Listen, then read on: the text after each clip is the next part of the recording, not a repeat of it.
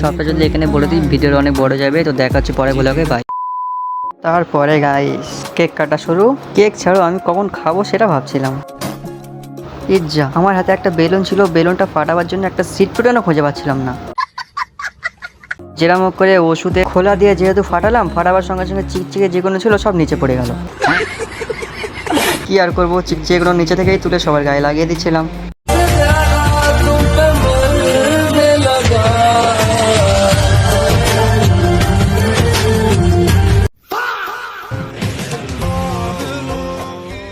তারপরে guys time আছে চিকচিকে লাগানোর।